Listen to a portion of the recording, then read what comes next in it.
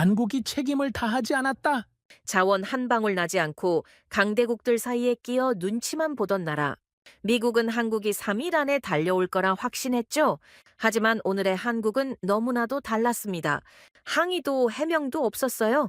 달려오기는커녕 오히려 중동 국가들의 러브콜을 받고 있었습니다. 단 하나의 움직임 없이 제자리에 앉아서 말이죠. 미국이 채운 42년의 족쇄를 비웃기라도 하듯 이미 미국 구조 바깥에서 자신들만의 거대한 성을 완공해 둔 나라. 우리는 살아남는 무기를 설계합니다. 바로 대한민국입니다. 사우디와 UAE가 백악관의 경고를 무시하고 서울로 달려간 이유, 생존을 파는 대한민국. 그 최강 비밀 병기는 무엇일까요? 집중하세요. 지금 시작합니다. 딱 1초만요. 좋아요와 구독 꾹 부탁드립니다. 한국이 협력하지 않았다. 그 한마디가 회의실을 얼어붙게 만들었습니다. 저는 볼펜을 내려놓았습니다. 중동 방공망 문제의 책임을 한국에 돌린다고요? 15년간 이 바닥에 있었지만 이건 예상 밖이었습니다. 동맹국들이 책임을 다하지 않았다. 발언은 계속됐습니다. 저는 옆에 앉은 동료를 봤습니다. 그도 같은 표정이었죠. 이건 단순한 정치적 수사가 아니었어요. 누군가에게 책임을 넘기겠다는 신호였습니다. 한 나라를 무릎 꿇리는 가장 확실한 방법이 뭔지 아십니까? 전쟁이 아닙니다. 고립입니다. 관세로 숨통을 조이고 방위비로 목줄을 쥐고 핵심 부품 수출을 하나씩 틀어막으면 됩니다. 대부분의 나라는 석 달을 못 버팁니다. 저는 워싱턴에서 15년간 이 구조를 설계하고 분석해온 사람입니다. 이 방법이 실패한 적은 거의 없었죠. 그날 회의실 화면에는 중동 방공망 상황 보고서가 떠 있었고 숫자들이 빨간색으로 전멸하고 있었죠. 요격률 하락. 그것도 한두 건이 아니었습니다. 패턴이 무너지고 있었습니다. 이란은 3천만 원짜리 드론대로 공격을 해오는데 우리는 70억짜리 한 발로 요격하고 있었죠. 회의가 끝나고 복도에서 동료가 말했습니다. 압박 들어가겠지? 당연하지. 참전을 핑계로 관세부터 시작할 거야. 저는 그 흐름을 너무 잘 알고 있었습니다. 압박하고 흔들고 협상 테이블로 끌어내는 구조. 수십 번 봐왔으니까요. 보통 한국은 하루면 반응이 옵니다. 길어야 3일이죠. 그런데 이상했습니다. 반응이 없었어요. 그러자 곧바로 주한미군 분담금 협상안이 공개적으로 언론에 흘러나왔어요. 금액도 금액이었지만 그걸 언론에 먼저 흘렸다는 건 명확한 메시지였습니다. 너희가 얼마나 의존하고 있는지 국민들에게 보여주겠다는 뜻이니까요. 그리고 마지막 카드가 나왔습니다. 무기 수출 부품 통제. 한국이 해외에 무기를 팔려면 미국산 핵심 부품이 들어가는 품목은 우리 승인이 필요합니다. 이걸 틀어막으면 수출 계약 자체가 멈추죠. 이 세 가지면 충분했습니다. 어떤 나라든 이 정도 압박이면 테이블로 나올 수밖에 없거든요. 보통은 이쯤에서 움직입니다. 외교부가 유감을 표명하거나 실무 채널이 열리거나 최소한 비공개 접촉이라도 시도하죠. 그게 국제 정치의 문법이니까요. 압박을 받으면 반응한다. 반응을 하면 협상이 시작된다. 협상이 시작되면 우리 쪽 조건으로 끌고 온다. 이게 공식이었습니다. 그런데 한국은 아무것도 하지 않았습니다. 저는 처음에 내부 혼선이라고 생각했습니다. 부처 간 조율이 안 되고 있거나 아니면 단순히 타이밍을 재고 있는 거라고요. 그래서 기다렸습니다. 그런데 기다릴수록 오히려 이상해졌어요. 항의가 없었습니다. 해명도 없었고 협상 요청도 없었습니다. 비공식 채널조차 조용했어요. 마치 우리의 압박 자체가 존재하지 않는 것처럼 행동하고 있었습니다. 동료가 제자리로 걸어와서 물었습니다. 한국 쪽 아직 아무 연락 없어? 없어. 이상하지 않아? 보통 이쯤이면 뭐라도 나와야 하는데. 저도 같은 생각이었습니다. 이건 느린 반응이 아니었어요. 의도적인 무반응이었죠. 여기서 한 가지 이해하셔야 할 게 있습니다. 국제 정치에서 침묵은 두 가지 의미를 가집니다. 하나는 너무 약해서 대응할 수 없는 경우, 다른 하나는 대응할 필요가 없다고 판단한 경우입니다. 전자라면 내부에서 혼란의 징후가 보여야 합니다. 언론이 들끓거나 여론이 갈리거나 정치권에서 갈등이 터져나오거나 하는 것들이죠. 그런데 한국 내부에서는 그 어떤 동요도 감지되지 않았습니다. 경제 지표도 안정적이었고 여론도 흔들리지 않았어요. 오히려 담담했습니다. 마치 이 상황 자체를 이미 예상하고 있었던 것처럼요. 저는 그때부터 불안해지기 시작했습니다. 분석팀에 한국 관련 자료를 전부 다시 요청했습니다. 경제 동향, 방산 수출 현황, 외교 일정, 군사 움직임까지 빠짐없이요. 돌아온 자료를 펼치는데 제 손이 멈췄습니다. 수치들이 제가 기억하고 있던 것과 달랐습니다. 방산 수출 규모가 예상치를 훨씬 넘어서 있었고 특히 중동 쪽 계약 건수가 눈에 띄게 늘어나 있었어요. 이 수치 맞는 거야? 분석관이 고개를 끄덕였습니다. 최신 자료 기준입니다. 이미 검증 끝났어요. 저는 화면을 다시 들여다봤습니다. 한국은 흔들리고 있는 게 아니었습니다. 오히려 우리가 압박을 가하는 동안에도 조용히 자기 길을 걷고 있었던 겁니다. 중동과의 접점이 넓어지고 있었고 방산 라인은 단 한 번도 멈추지 않았습니다. 그 순간 제 머릿속에 하나의 질문이 떠올랐습니다. 이 나라는 대체 뭘 믿고 버티는 거지? 저는 그 질문을 입 밖으로 꺼내지 못했습니다. 왜냐하면 그 질문에 대한 답이 두려웠기 때문이에요. 우리가 설계한 압박 구조가 작동하지 않는 나라가 존재한다면 그건 두 가지 중 하나를 뜻하거든요. 우리가 상대를 완전히 잘못 읽었거나 아니면 상대가 이미 우리의 구조 바깥에 있거나. 둘 다 인정하고 싶지 않은 결론이었습니다. 저는 의자의 깊이 등을 기대고 창밖을 봤습니다. 워싱턴의 하늘은 맑았는데 제 머릿속은 점점 흐려지고 있었습니다. 15년간 이 자리에서 수많은 나라의 반응을 봐왔습니다. 저항하는 나라, 굴복하는 나라, 협상으로 빠지는 나라. 하지만 이렇게 아무런 반응 없이 침묵하는 나라는 처음이었어요. 한국의 침묵은 저항이 아니었습니다. 그건 무시였어요. 압박을 받아들이지도 거부하지도 않는 태도. 마치 이 게임 자체가 자기들과는 상관없다는 듯한 태도였죠. 그리고 그 무시 뒤에 뭐가 숨어 있는지 그때 저는 아직 몰랐습니다. 다만 하나는 확실했습니다. 이건 제가 알던 게임이 아니었습니다. 한국의 침묵 뒤에서 우리가 전혀 예상하지 못했던 무언가가 이미 움직이고 있었습니다. 미국은 예상대로 움직였습니다. 한국이 침묵을 유지하는 동안 워싱턴은 압박의 수위를 한 단계 더 끌어올렸죠. 방위비 분담금 문제를 다시 공식 의제로 꺼냈고 동맹국 전체를 대상으로 안보협력 재편 신호를 보내기 시작했습니다. 표면적으로는 동맹 구조를 효율화하겠다는 명분이었지만 실질적인 의도는 분명했어요. 테이블로 안 나오는 나라들을 끌어내겠다는 겁니다. 저는 그 흐름을 지켜보면서도 한편으로는 확신하고 있었습니다. 이 정도면 한국도 곧 움직일 거라고요. 관세에 방위비까지 겹치면 어떤 나라든 내부 압력이 생기게 돼 있거든요. 시간 문제라고 생각했습니다. 그런데 같은 시점 제 시선을 잡아끈 건 한국이 아니었습니다. 중동이었어요. 보고서가 계속 올라오고 있었습니다. 이란발 드론 공격이 빈도를 높이고 있었고 단순 정찰용이 아니라 자폭형 공격 드론이 섞이기 시작한 겁니다. 한 대가 아니라 수십 대가 동시에 날아오는 형태였죠. 기존 방공 체계로 요격은 가능했습니다. 문제는 요격이 안 되는 게 아니라 요격할수록 우리가 지고 있었다는 겁니다. 숫자를 보면 바로 이해가 되실 겁니다. 상대가 날리는 드론 한 대의 가격은 대략 수천만 원 수준이에요. 그런데 그걸 막기 위해 우리가 쏘는 요격 미사일은 한 발에 수십억 원짜리입니다.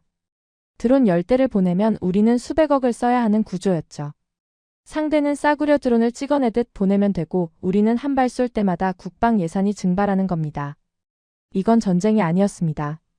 소모전이었어요. 그것도 우리가 반드시 지게 설계된 소모전이었죠. 그리고 현장에서 올라온 보고는 숫자보다 더 심각했습니다. 중동 주재 실무관이 보내온 내용이었어요. 현지 방공 기지에서 실제로 벌어진 상황을 정리한 건데 읽는 동안 등이 서늘해졌습니다.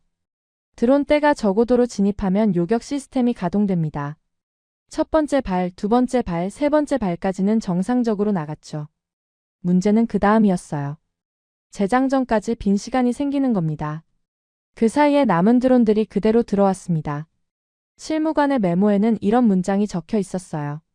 세 발 쏘고 나면 다음 발까지 빈 시간이 생깁니다. 그 사이에 드론이 방어선을 뚫고 들어옵니다. 현장에서는 그걸 그냥 지켜보는 수밖에 없었습니다. 저는 그 문장을 읽고 한참 동안 화면만 바라봤습니다.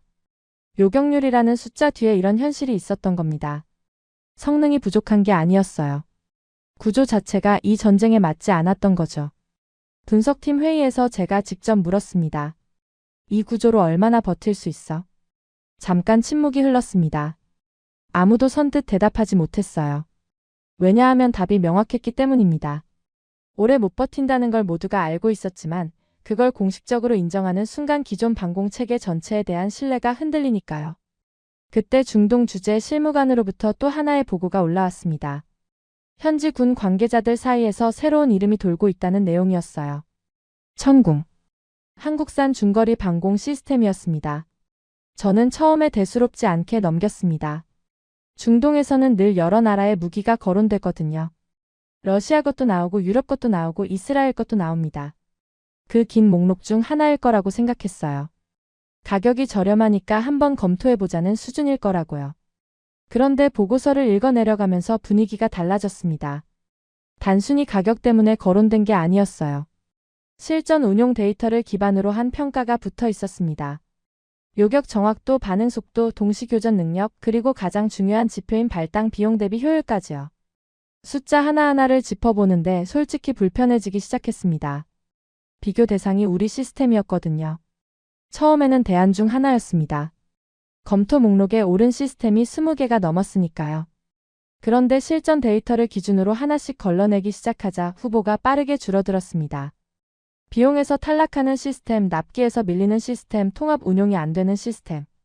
하나씩 빠져나갔어요. 그리고 마지막까지 남은 이름이 한국이었습니다.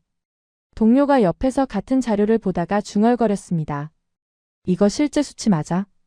현장 검증 데이터래. 근데 이 효율이면 우리 쪽 시스템 입지가 좀 애매해지는데. 그 말을 듣는 순간 저도 같은 생각이 스쳐 지나갔습니다. 하지만 인정하고 싶지 않았어요. 미국 방공체계는 수십 년간 세계 표준이었습니다. 패트리어트를 중심으로 구축된 방어망은 동맹국 전체의 안보 구조를 떠받치고 있었죠. 그게 흔들린다는 건 단순히 무기 하나의 문제가 아니라 우리가 설계한 전체 질서가 흔들린다는 뜻이니까요. 다음 회의에서 누군가가 입을 열었습니다. 한국 시스템을 정식으로 검토해야 하는 거 아닙니까? 회의실이 잠깐 조용해졌어요. 상급자가 서류를 내려놓으며 말했습니다. 아직 그 단계가 아니야. 짧고 단호한 한마디였죠.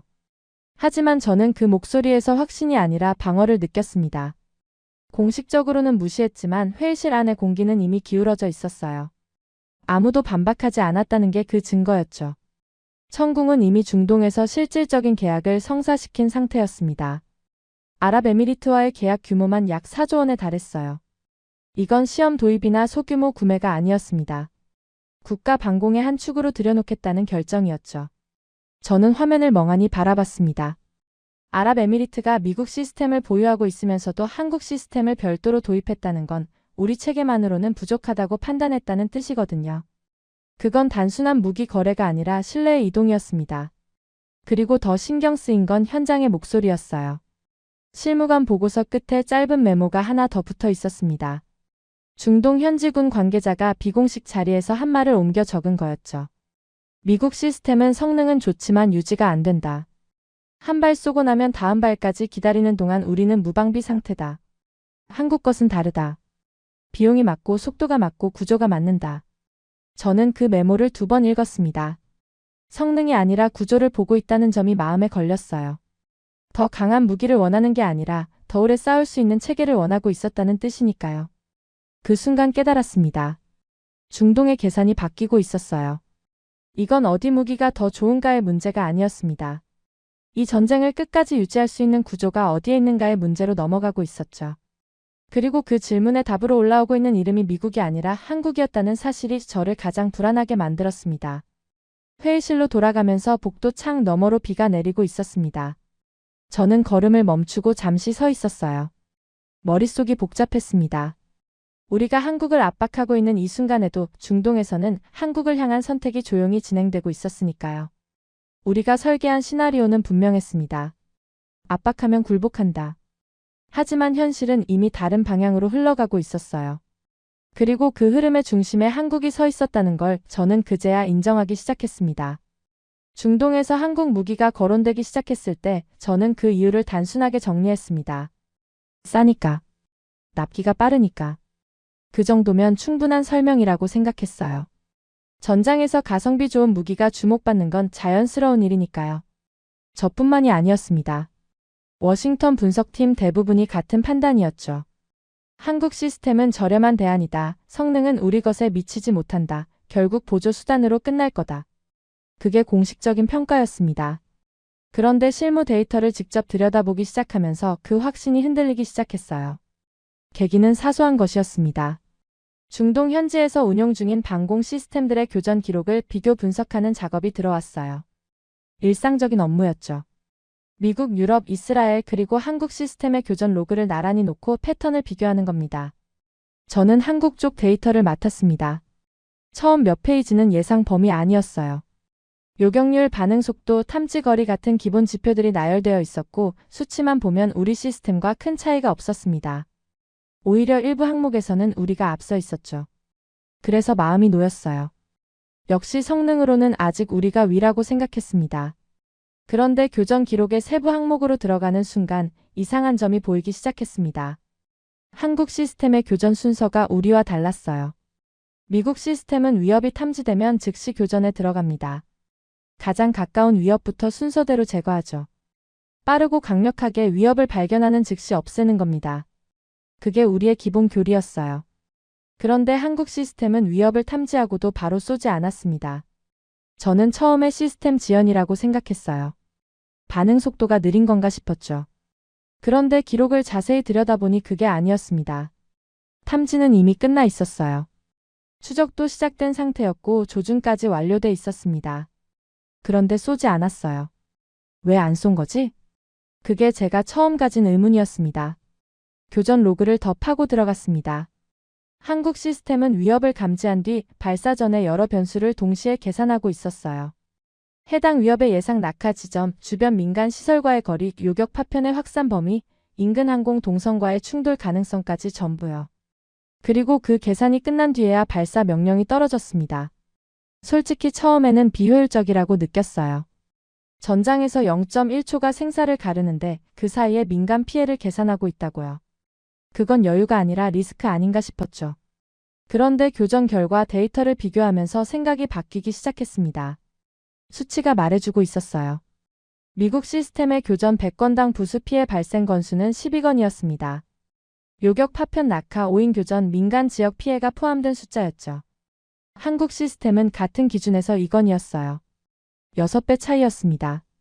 저는 그 숫자를 보고 한참 동안 화면에서 눈을 떼지 못했습니다.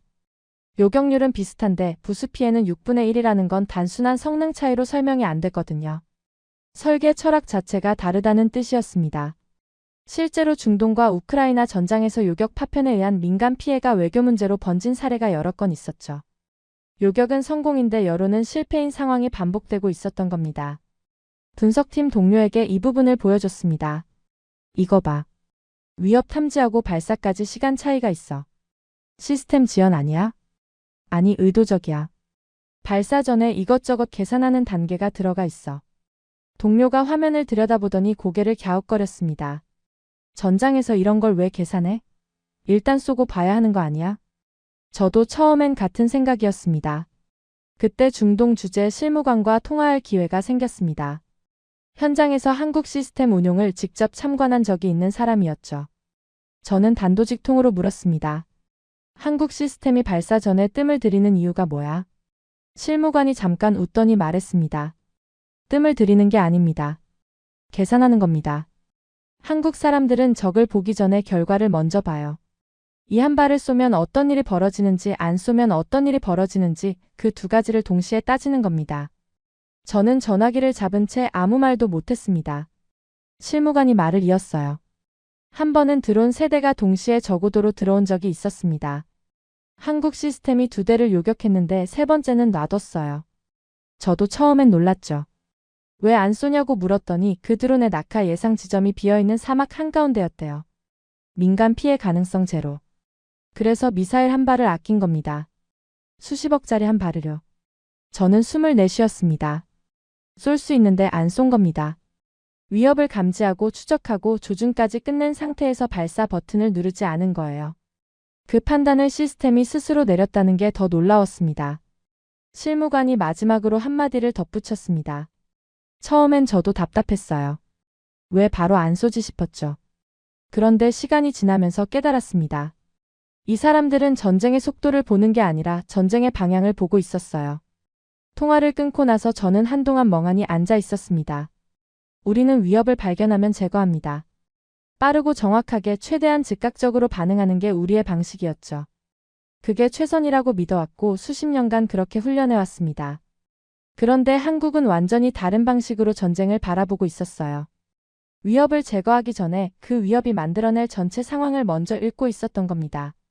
한 발의 미사일이 적을 맞추는 순간에만 집중하는 게 아니라 그 한 발이 전장 전체에 어떤 파문을 일으키는지까지 설계하고 있었죠. 그제야 이해되기 시작했습니다. 한국 시스템이 주목받는 이유가 가격이 아니었다는 걸요. 싸서 선택된 게 아니었습니다. 전쟁을 바라보는 눈 자체가 달랐던 겁니다. 우리는 더 빠른 무기를 만들었습니다. 한국은 더 넓은 시야를 만들고 있었어요. 우리는 속도를 비교하고 있었고 한국은 방향을 바꾸고 있었죠. 그 차이를 깨닫는 순간 솔직히 불편했습니다. 15년간 분석가로서 자부심을 가지고 있었던 체계가 틀렸다는 뜻이 아니라 애초에 질문 자체가 달랐다는 뜻이었으니까요. 우리는 어떻게 하면 더 빨리 맞출 수 있는가를 물었고 한국은 어떻게 하면 전쟁 전체를 관리할 수 있는가를 묻고 있었습니다. 같은 게임이 아니었어요. 그때 처음 느꼈습니다. 한국은 더 강하게 싸우는 나라가 아니라 다르게 싸우는 나라였다는 걸요. 워싱턴은 기다리지 않았습니다. 바로 새로운 압박 카드를 꺼내기 시작했어요. 트럼프는 기자들 앞에서 한국을 직접 거론하며 톤을 높였어요. 동맹국의 의무를 이행하지 않는 나라가 있다고 공정하지 않은 구조를 더 이상 용납하지 않겠다고요. 과거 같았으면 이 정도 수위의 발언이면 최소한 외교적 제스처라도 나왔을 겁니다. 특사를 보내든 비공식 채널이라도 열든 뭔가 움직임이 있었겠죠. 그런데 한국은 여전히 조용했습니다. 저는 솔직히 답답했어요. 왜 반응을 안 하는 건지 이해가 안 됐거든요. 그때 동료 하나가 제자리로 와서 커피를 내려놓으며 말했습니다. 너는 한국이 왜 바로 답을 못하는지 진짜 모르는 거야? 뭐가 복잡해? 동맹국이면 요구에 응하는 거지. 동료가 고개를 저었어요. 한국이 호르무즈 해협을 통해 원유를 얼마나 들여오는지 알아? 한국 전체 원유 수입의 대부분이 그 해협을 통과해. 세계에서 호르무즈 의존도가 가장 높은 나라 중 하나야. 거기서 전쟁이 터지면 한국은 에너지 공급 자체가 위험해지는 거라고. 저는 잠깐 멈칫했습니다. 그건 생각해보지 않은 각도였어요. 동료가 말을 이었습니다. 그리고 한국은 해외 파병에 국회 동의가 필요한 나라야. 대통령이 혼자 결정해서 군함 보내는 구조가 아니라고. 절차가 있는 거지. 그건 알지만 그래도 최소한 검토 중이라는 입장은 낼 수 있잖아. 한 가지 더 생각해봐. 이 전쟁은 누구를 위한 전쟁이야? 저는 대답하지 못했습니다. 유럽 주요국들이 이미 불참을 선언했어. 프랑스도 독일도 군함 안 보낸다고 했지. 미국의 가장 가까운 동맹이라는 나라들이 먼저 빠졌는데 왜 한국만 당장 뛰어들어야 하는 건데? 동료의 말을 듣고 나니 한국의 침묵이 다르게 보이기 시작했습니다.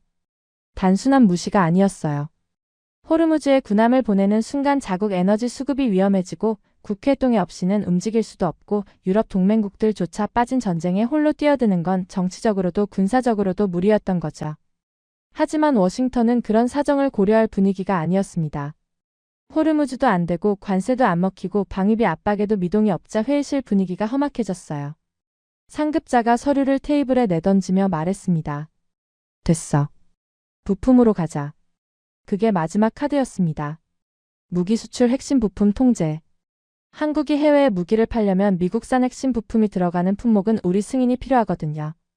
이걸 틀어막으면 수출 계약 자체가 멈추는 구조입니다. 상급자가 단언했죠. 부품 통제만 제대로 작동시키면 한국 방사는 멈춰. 시간 문제야. 저도 동의했습니다. 실제로 그렇게 작동해 왔으니까요. 과거에 터키가 독자 무기를 수출하려 했을 때 우리가 핵심 부품 공급을 제한하겠다고 신호만 보내도 협상 테이블로 나왔습니다. 이 지뢰 때는 수십 년간 한 번도 실패한 적이 없었어요. 그래서 저는 안심하고 있었습니다. 결국 부품 통제 카드를 꺼내는 순간 한국도 멈출 수밖에 없다고 생각했어요. 우리가 승인을 안 해주면 납품이 안 되고 납품이 안 되면 계약이 깨지고 계약이 깨지면 신뢰가 무너지니까요. 그런데 그 확신이 깨진 건 정말 우연한 순간이었습니다. 분석팀에서 한국 방산 수출 품목의 부품 구성 비율을 업데이트하는 작업이 있었어요. 정기적으로 하는 일이었습니다. 저는 과거 자료와 최신 자료를 나란히 놓고 비교하는 역할을 맡았죠. 과거 자료를 먼저 열었습니다. 한국 방공 시스템에 들어가는 미국산 부품 비율은 약 38%였어요. 유도 장치의 핵심 칩 추진체 일부 소재, 소프트웨어 기반 코드까지 포함된 수치였습니다. 38%면 상당한 의존도죠. 이 정도면 우리가 수출 승인을 거부하는 순간 시스템 자체가 완성이 안 되는 구조입니다. 그 다음 최신 자료를 열었습니다. 숫자가 달랐어요. 11%. 저는 화면을 다시 봤습니다. 오류인가 싶어서 자료 출처를 확인했어요. 검증 완료된 데이터였습니다. 38%에서 11%. 저는 두 숫자를 번갈아 보면서 한동안 아무 생각도 할 수 없었습니다. 동료에게 화면을 돌려서 보여줬습니다. 이거 봐. 동료가 숫자를 확인하더니 표정이 굳었어요. 이게 맞아? 3번 검증한 자료야. 38에서 11이면 거의 독자 체계 수준인데. 그 말이 정확했습니다.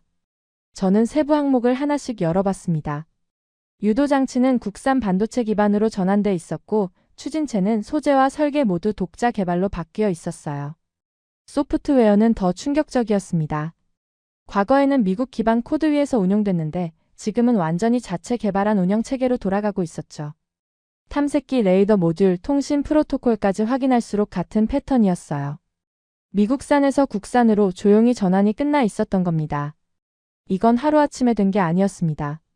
핵심 반도체 칩 하나를 국산화하는 데만 보통 수년이 걸려요. 그런데 유도장치, 추진체, 소프트웨어를 동시에 전환했다는 건 한두 개 기업이 한 게 아니라는 뜻이었습니다. 국가 전체가 움직이지 않으면 불가능한 규모였어요. 수많은 연구소와 기업이 같은 방향을 보고 달려야만 가능한 일이었죠. 저는 의자에서 일어나 창가로 걸어갔습니다. 한 가지가 선명해지고 있었어요. 한국은 버티고 있는 게 아니었습니다. 이미 빠져나온 상태였어요. 우리가 압박의 강도를 높이고 수위를 조절하고 타이밍을 재고 있는 동안 한국은 조용히 자기만의 구조를 완성하고 있었던 겁니다. 칼을 꺼냈는데 칼날이 사라져 있었어요. 상급자에게 직접 보고하러 갔습니다. 자료를 테이블 위에 펼치고 숫자를 짚어가며 설명했어요. 38%와 11%를 나란히 보여주는 순간 상급자가 서류를 집어들었습니다. 이 수치 확실한 거야? 3번 검증했습니다. 잠깐 침묵이 흘렀어요. 상급자가 서류를 내려놓으며 낮은 목소리로 말했습니다. 그러면 우리가 지금 쥐고 있는 게 뭐지? 저는 대답하지 못했습니다. 왜냐하면 솔직한 답은 하나였거든요. 아무것도 없다. 그리고 우리는 그 사실을 너무 늦게 알아버렸습니다.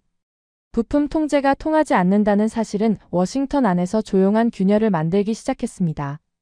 공식 회의에서는 아무도 입 밖으로 꺼내지 않았지만 비공식 자리에서는 분위기가 달라지고 있었어요. 복도에서 구내식당에서 퇴근길 차 안에서 같은 이야기가 돌았습니다. 한국을 다시 평가해야 하는 거 아니냐.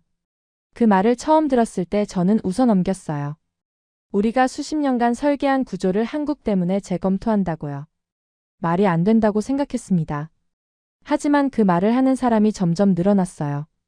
분석관들 사이에서, 실무 담당자들 사이에서, 심지어 정책 라인 가장자리에서도 같은 의문이 퍼지고 있었습니다.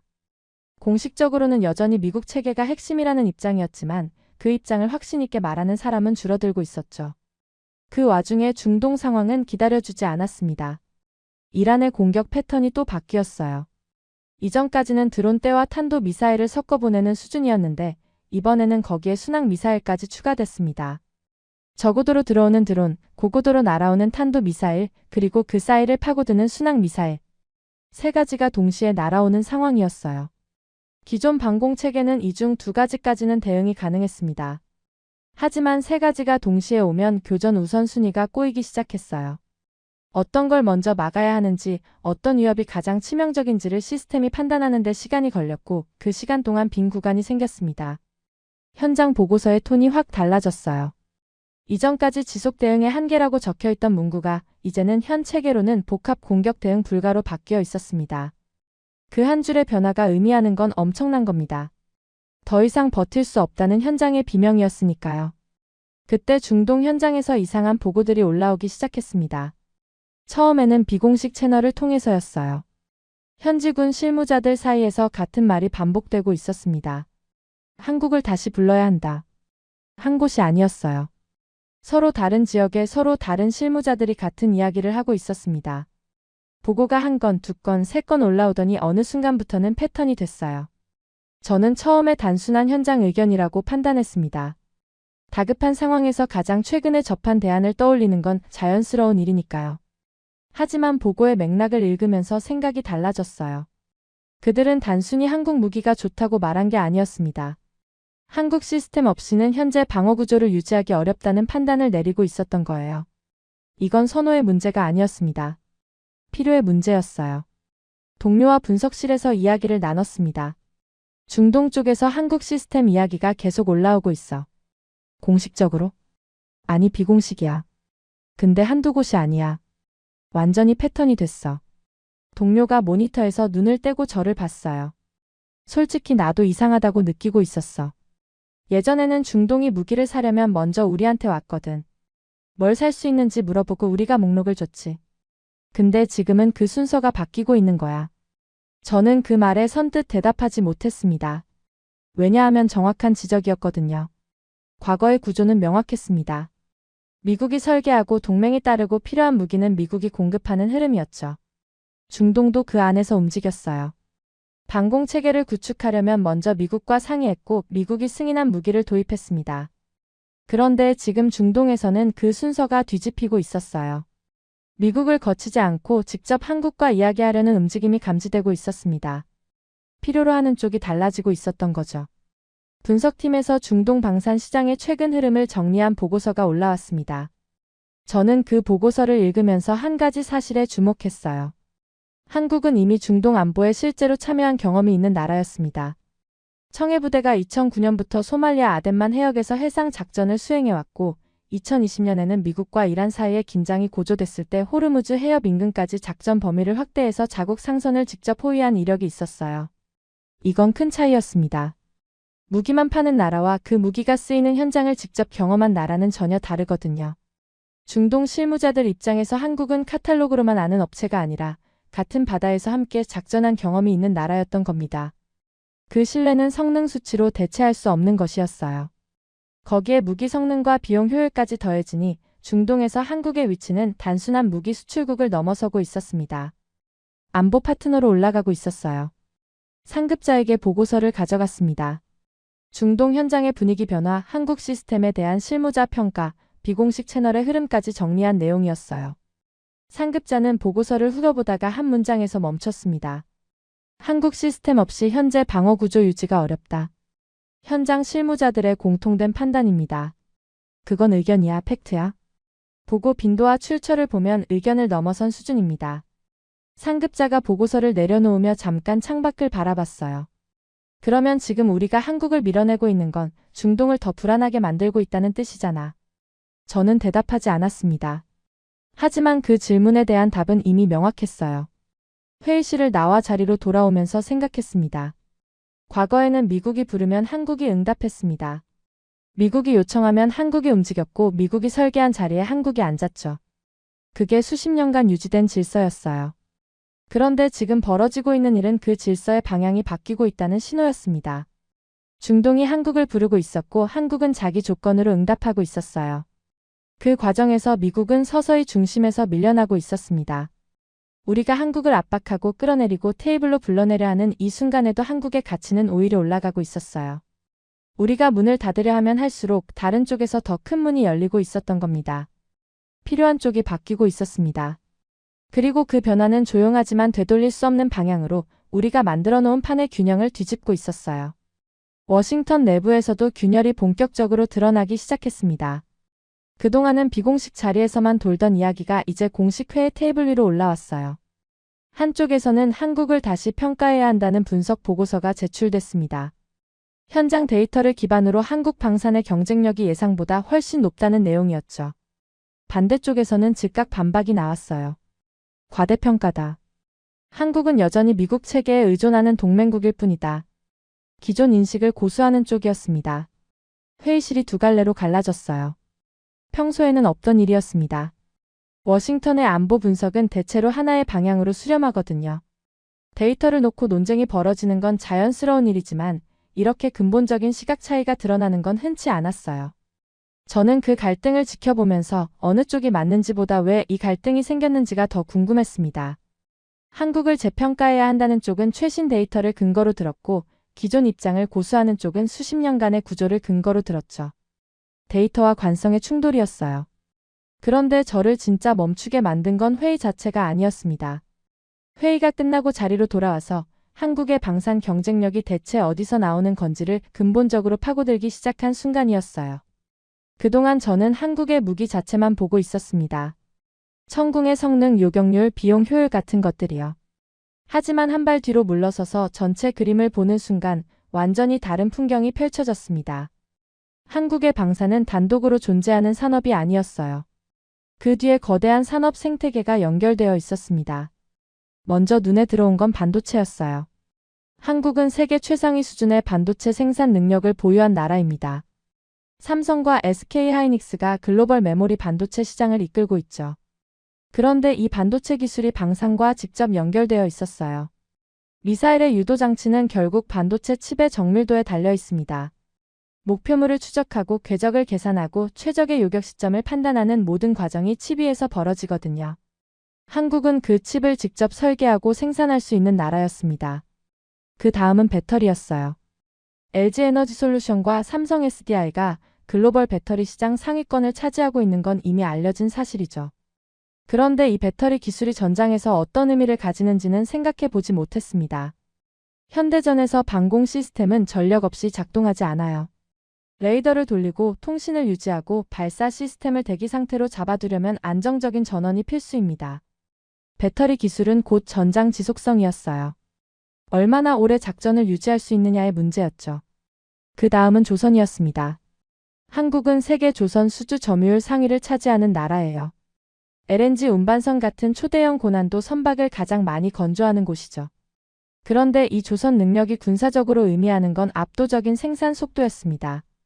군함을 빠르게 대량으로 만들어낼 수 있는 인프라가 이미 갖춰져 있었어요. 여기에 5세대 통신을 세계 최초로 상용화한 통신 기술이 더해졌습니다. 방공 시스템은 결국 네트워크입니다. 레이더가 탐지한 정보를 지휘소로 보내고 지휘소가 발사대에 명령을 전달하는 과정이 실시간으로 이뤄져야 하거든요. 그 통신 속도와 안정성이 곧 방공 체계의 반응 속도를 결정합니다. 저는 이 연결 고리를 하나씩 따라가면서 등골이 서늘해지는 걸 느꼈습니다. 반도체가 미사일의 눈을 만들고 있었어요. 배터리가 전장의 심장을 뛰게 하고 있었습니다. 조선이 군사력의 몸체를 찍어내고 있었고 통신이 모든 것을 하나로 연결하고 있었죠. 그리고 그 위에 소프트웨어가 전체를 통합하며 하나의 유기체처럼 작동시키고 있었습니다. 이건 개별 무기의 문제가 아니었어요. 국가 전체가 하나의 시스템이었습니다. 동료에게 이 분석을 보여줬습니다. 산업별로 방산과의 연결 고리를 정리한 도표였어요. 동료는 한참 들여다보더니 말했습니다. 이거 맞아? 이게 다 연결돼 있다고? 데이터 기반으로 추적한 거야. 반도체, 배터리, 조선, 통신, 소프트웨어. 각각 따로 보면 그냥 산업이야. 근데 방산을 중심으로 놓고 보면 전부 하나로 이어져. 동료가 의자에 등을 기대며 천장을 올려다봤어요. 그러면 한국은 무기를 만드는 나라가 아니라 무기를 만들어내는 구조를 가진 나라라는 거잖아. 그 말이 정확했습니다. 그리고 그 구조가 진짜 무서운 이유는 따로 있었어요. 미국이 강한 건 군사 기술 자체의 우위 때문입니다. 수십 년간 천문학적인 예산을 쏟아부어 만든 기술력이죠. 하지만 그건 군사 분야에 집중된 힘이에요. 한국은 달랐습니다. 민간 산업에서 세계 최고 수준에 도달한 기술들이 자연스럽게 군사 분야로 흘러들어가는 구조였어요. 반도체를 만들던 기술이 유도 장치가 됐고, 스마트폰 배터리를 만들던 기술이 전장의 전원이 됐고, 컨테이너선을 만들던 기술이 군함이 됐습니다. 민간과 군사의 경계가 없었어요. 나라 전체의 산업 역량이 곧 군사 역량이 되는 구조였던 겁니다. 저는 자리에 앉아서 두 손으로 얼굴을 감싸 쥐었습니다. 이걸 어떻게 보고서에 써야 하는 건지 막막했어요. 한국의 방산 경쟁력은 개별 무기의 성능에서 나오는 것이 아닙니다. 그 한 문장을 쓰는데 한참이 걸렸습니다. 왜냐하면 그 다음에 이어져야 할 문장이 우리에게 너무 불편한 진실이었거든요. 국가 전체의 산업 기반이 하나의 방산 시스템으로 작동하고 있으며 이 구조는 단기간에 재현하거나 따라잡을 수 있는 성격의 것이 아닙니다. 보고서를 완성하고 상급자에게 가져갔습니다. 상급자는 보고서를 읽기 시작했어요. 처음 몇 페이지는 무표정하게 넘기더니 산업 연결 구조 도표에서 손이 멈췄습니다. 이게 다 하나로 연결된다는 거야? 그렇습니다. 반도체가 미사일을 만들고 배터리가 전쟁을 지속시킨다. 정확합니다. 그리고 조선이 생산 속도를 보장하고 통신이 전체를 실시간으로 묶고 있습니다. 상급자가 보고서를 내려놓고 저를 똑바로 봤어요. 이건 격차가 아니라 차원이 다른 거잖아. 저는 고개를 끄덕였습니다. 그리고 이건 무기 하나를 따라잡는다고 해결되는 문제가 아닙니다. 산업 전체를 따라잡아야 하는 건데 그건 사실상 불가능에 가깝습니다. 회의실이 조용해졌어요. 상급자가 창밖을 바라보며 한마디를 중얼거렸습니다. 우리는 무기를 분석하고 있었는데 한국은 구조를 만들고 있었던 거야. 저는 그 말을 들으면서 같은 생각을 하고 있었습니다. 우리는 한국의 미사일 한 발을 분석하고 있었어요. 그런데 한국은 미사일을 만들어내는 나라 전체를 하나의 시스템으로 설계하고 있었던 겁니다. 이건 따라잡을 수 있는 상대를 보고 있던 게 아니었어요. 처음부터 다른 차원에서 움직이고 있었던 겁니다. 그리고 우리는 그 사실을 이제야 이해하기 시작한 거였죠. 우리는 마지막으로 하나를 확인하고 싶었습니다. 한국 방공체계의 핵심이 정말 천궁인가? 그 질문은 단순한 성능 비교를 위한 것이었어요. 천궁의 한계점을 찾아내고 우리 시스템과의 격차를 재확인하고 그걸 근거로 중동에 다시 어필하려는 계산이었습니다. 분석팀에서 한국 방산 관계자와 비공식 접촉이 이루어졌어요. 기술 교류 명목의 자리였지만 실질적으로는 정보 수집이 목적이었죠. 저는 그 자리에 배석했습니다. 분위기는 생각보다 담담했어요. 한국 측 관계자는 중년의 엔지니어 출신이었는데 말투가 조용하고 표정에 힘이 없었습니다. 자기 기술을 과시하려는 태도는 전혀 보이지 않았어요. 오히려 질문에 대해 아주 절제된 방식으로 답하고 있었죠. 저는 핵심 질문을 던졌습니다. 천궁이 한국 방공체계의 핵심이라고 봐도 됩니까? 잠깐 침묵이 흘렀어요. 한국 측 관계자가 찻잔을 내려놓으며 말했습니다. 천궁은 수출형입니다. 그 한마디가 떨어지는 순간 저는 숨을 멈췄습니다. 옆에 앉은 동료도 같은 반응이었어요. 회의실이 조용해졌습니다. 수출형이라는 말의 의미를 이해하는데 몇 초가 걸렸습니다. 우리가 지금까지 분석하고 비교하고 평가해왔던 시스템이 한국의 최고 수준이 아니라는 뜻이었거든요. 중동에 납품되고 국제시장에서 경쟁하고 우리 패트리어트와 비교되던 그 시스템이 한국이 가진 것의 전부가 아니었다는 겁니다. 저는 조심스럽게 물었습니다. 그러면 우리가 보고 있던 건 전부가 아니었다는 뜻입니까? 한국 측 관계자가 저를 잠깐 바라보더니 말했어요. 모든 나라가 그렇듯 자국 방어용 체계와 수출용 체계는 다릅니다. 그건 미국도 마찬가지 아닙니까? 맞는 말이었습니다.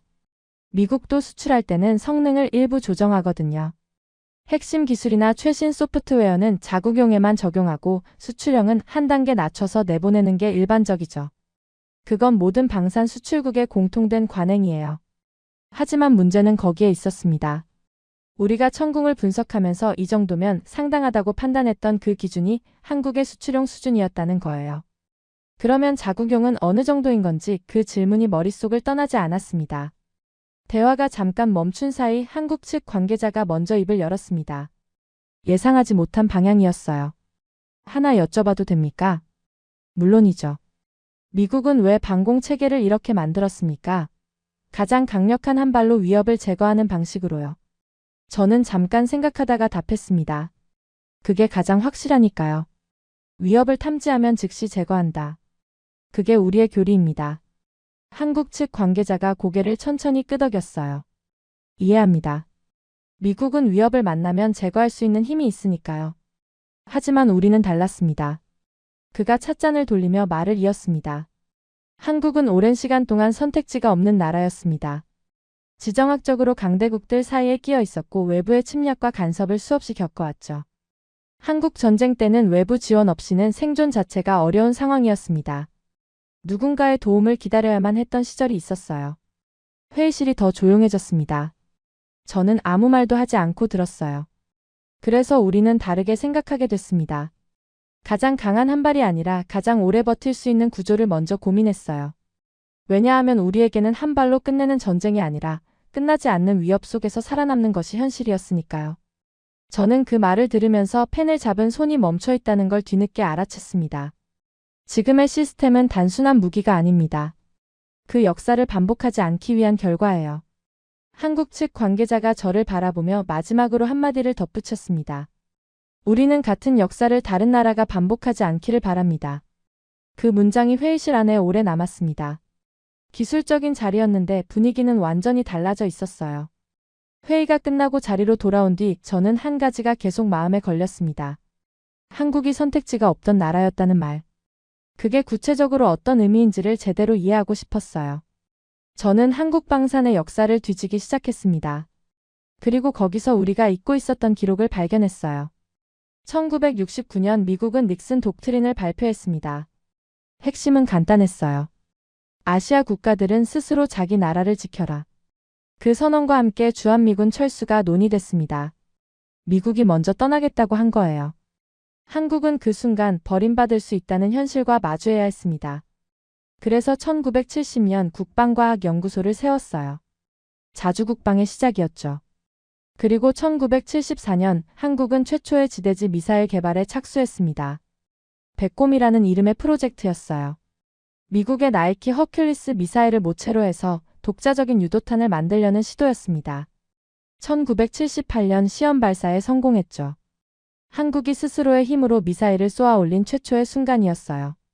그런데 미국이 이를 알고 즉각 압박에 들어갔습니다. 개발 중단을 요구했고 결국 1979년 한미 미사일 양해각서가 체결됐어요. 사거리 180km, 탄두 중량 500kg. 그 이상은 만들 수 없다는 족쇄가 채워진 겁니다. 저는 그 기록을 읽으면서 묘한 감정을 느꼈습니다. 우리가 채운 족쇄였어요. 한국이 혼자 서려는 순간 우리가 막은 거였죠. 그런데 한국은 그 족쇄 안에서 멈추지 않았습니다. 사거리 180km라는 제한 안에서 할 수 있는 모든 것을 했어요. 유도 기술을 정밀하게 다듬었고 추진체를 개량했고 소프트웨어를 발전시켰습니다.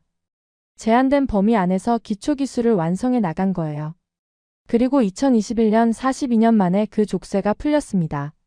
미사일 사거리 제한이 완전히 해제된 거예요. 저는 그 타임라인을 보면서 소름이 돋았습니다. 족쇄가 풀린 순간 한국은 바닥부터 시작한 게 아니었어요. 이미 42년 동안 제한된 공간 안에서 기술을 갈고 닦아온 상태였습니다. 족쇄가 풀리자마자 폭발적으로 확장할 수 있었던 건 그 오랜 시간의 준비가 있었기 때문이었죠. 우리가 꺾어놨다고 생각했던 그 시도는 사라진 게 아니었습니다. 땅속에서 조용히 자라고 있었던 거예요. 할아버지 세대는 전쟁 속에서 버텼습니다. 선택지도 자원도 기술도 없는 상황에서 맨몸으로 살아남은 세대였죠. 아버지 세대는 족쇄를 차고도 기반을 만들었어요. 제한된 조건 안에서 기술을 쌓고 산업을 일으키고 구조를 설계했습니다. 그리고 지금의 세대는 그 기반 위에서 선택할 수 있는 나라를 만들어낸 겁니다. 그제야 이해됐어요. 한국이 왜 우리의 압박에 끌려오지 않았는지. 이미 선택할 수 있는 나라가 되었기 때문이었습니다. 더 이상 누군가의 허락을 기다릴 필요가 없는 나라가 됐기 때문이에요. 저는 보고서를 열고 한 문장을 적었습니다. 한국의 방산 체계는 기술 위에 세워진 것이 아니라 역사 위에 세워져 있다. 그 문장을 쓰는 순간 이건 무기의 문제가 아니라는 걸 완전히 인정할 수밖에 없었습니다. 이건 한 나라가 살아남기 위해 세대를 걸쳐 만들어낸 결과였어요. 그리고 그 결과는 어떤 분석으로도 어떤 압박으로도 흔들 수 없는 종류의 것이었습니다. 결국 선택은 현장에서 먼저 내려졌습니다. 워싱턴이 논쟁하고 있는 동안 중동은 기다리지 않았어요. 그들에게는 분석할 시간도 정치적으로 고려할 여유도 없었습니다. 지금 이 순간에도 드론이 날아오고 미사일이 떨어지고 방공망에 빈 구간이 생기고 있었으니까요. 중동 국가들의 판단 기준이 완전히 바뀌어 있었습니다. 과거에는 어디 무기가 더 강한가가 기준이었어요. 성능표를 놓고 비교하고 요격률 숫자를 따지고 브랜드와 동맹 관계를 고려해서 결정했죠. 하지만 지금 그들이 묻고 있는 질문은 단 하나였습니다. 이 시스템이 이 전쟁을 끝까지 버틸 수 있는가? 한 발을 쏘고 나면 다음 발까지 기다려야 하는 시스템은 안 됐습니다. 한 발에 수십억이 드는 구조도 안 됐어요. 지금 필요한 건 비용 안에서 지속적으로 방어를 유지할 수 있는 체계였습니다. 그리고 그 질문에 가장 현실적인 답을 가지고 있는 나라가 한국이었어요. 변화는 조용하지만 분명하게 시작됐습니다. 일부 국가는 기존 미국 방공 체계를 유지하면서도 한국 시스템을 병행 도입하기 시작했어요. 미국 시스템을 버린 게 아니었습니다. 그걸로는 부족하다고 판단한 거였죠. 고가의 요격 미사일로 핵심 위협을 막고 한국 시스템으로 적어도 드론과 중거리 위협을 커버하는 이중 구조를 선택한 겁니다. 어떤 국가는 더 과감한 결정을 내렸어요. 방공체계의 중심축 자체를 재검토하기 시작한 거예요. 지금까지 미국 중심으로 설계된 구조를 유지할 것인지 아니면 비용과 효율을 기준으로 재편할 것인지를 놓고 내부 논의가 시작됐습니다. 이건 단순한 무기 교체가 아니었어요. 전쟁을 바라보는 기준 자체가 바뀌고 있었던 겁니다. 이 움직임은 중동에만 머물지 않았습니다. 유럽에서도 같은 흐름이 감지됐어요. 나토 내부에서 지속 가능한 방어 체계라는 개념이 다시 논의되기 시작한 겁니다. 우크라이나 전쟁을 겪으면서 유럽도 같은 문제에 직면해 있었거든요. 요격 미사일 재고는 줄어들고 있었고 생산 속도는 소모 속도를 따라가지 못했습니다. 이 전쟁이 길어질수록 가장 중요한 건 성능이 아니라 지속성이라는 걸 유럽도 깨닫기 시작한 거예요. 그리고 그 논의의 중심에 한국이 있었습니다. 보고서가 올라올 때마다 같은 이름이 반복됐어요. 중동에서도 한국, 유럽에서도 한국, 나토 내부 검토 자료에서도 한국. 저는 그 보고서들을 정리하면서 하나의 사실을 인정할 수밖에 없었습니다. 세계가 더 강한 무기를 선택한 게 아니었어요. 더 오래 버틸 수 있는 구조를 선택하고 있었고 그 구조를 가진 나라가 한국이었던 겁니다. 동료와 마지막으로 이야기를 나눴습니다. 결국 이렇게 되는 거야? 뭐가? 한국이 중심이 되는 거. 우리가 아니라. 동료가 커피잔을 내려놓으며 말했어요. 중심이 됐다기보다는 필요한 자리에 한국이 서 있었던 거지. 우리가 그 자리를 비운 사이에. 그 말이 마음에 걸렸습니다. 우리가 자리를 비운 게 아니었거든요. 우리는 그 자리에 계속 서 있었어요. 다만 그 자리에서 요구하는 게 바뀌었는데 우리는 바뀌지 않았던 겁니다. 전쟁이 변했어요. 과거의 전쟁은 단기간에 압도적인 화력으로 끝내는 것이었습니다. 그게 미국이 가장 잘하는 방식이었죠. 하지만 지금의 전쟁은 달라졌어요. 드론이 매일 날아오고 미사일이 반복적으로 떨어지고 끝이 보이지 않는 소모전이 계속되는 구조가 된 겁니다. 이 전쟁에서 이기는 건 가장 강한 한 발을 가진 쪽이 아니라 가장 오래 서 있을 수 있는 쪽이었어요. 그리고 한국은 그 싸움을 누구보다 잘 알고 있는 나라였습니다. 왜냐하면 한국 자체가 그렇게 살아남은 나라였으니까요. 한국 전쟁의 폐허에서 시작해 강대국 사이에 끼어 버티고 기술을 제한받으면서도 멈추지 않고 세대를 걸쳐 하나씩 쌓아 올린 나라. 한국이 만든 무기가 강한 게 아니었습니다. 한국이 걸어온 시간이 강했던 거예요. 이란을 포함한 중동의 모든 행위자들도 이 변화를 감지하고 있었습니다. 한국 시스템이 중동에 확산되면 기존의 비용 비대칭 전략이 더 이상 통하지 않게 되거든요. 싸구려 드론으로 비싼 요격 미사일을 소모시키는 구조가 깨지는 겁니다. 그건 전장의 계산 자체를 바꾸는 변수였어요. 저는 최종 보고서를 작성하기 시작했습니다. 키보드 위에 올린 손이 무거웠어요. 15년간 이 자리에서 수많은 보고서를 썼지만 이번만큼 쓰기 어려운 건 처음이었습니다. 한국은 강해진 나라가 아니었습니다. 버틸 수 있는 나라가 된 거였어요. 그리고 그 힘은 하루아침에 만들어진 것이 아니었습니다. 할아버지 세대가 전쟁 속에서 버텼습니다. 아버지 세대가 폐허 위에서 기반을 만들었어요. 그리고 지금의 세대가 그 결과 위에 서 있는 겁니다. 미국은 무기를 만들었습니다. 더 강하고 더 빠르고 더 정밀한 무기를요. 한국은 버틸 수 있는 구조를 만들었습니다. 더 오래, 더 효율적으로, 더 지속 가능한 구조를요. 그리고 지금 세계는 그 구조를 선택하고 있습니다. 저는 보고서의 마지막 문장을 적고 화면을 바라봤어요. 워싱턴의 밤은 깊었고 사무실에는 저 혼자 남아 있었습니다. 모니터 불빛만 얼굴 위에 떠 있었죠. 이건 한 나라의 이야기가 아니었습니다. 버림받을 수 있다는 공포 속에서 스스로 일어선 사람들의 이야기였어요. 선택지가 없던 자리에서 선택지를 만들어낸 사람들의 이야기였습니다. 그리고 그 이야기는 아직 끝나지 않았습니다. 여러분, 대한민국은 전쟁의 폐허 위에서 맨손으로 일어섰고 강대국의 족쇄 안에서도 멈추지 않았고 세대를 걸쳐 조용히 쌓아올린 끝에 세계가 먼저 찾아오는 나라가 됐습니다. 할아버지는 버텼고 아버지는 만들었고 우리는 선택할 수 있게 됐습니다. 그 누구도 대신해줄 수 없었던 시간이었고 그 누구도 빼앗을 수 없는 결과입니다. 여러분, 생각해 보신 적 있으십니까?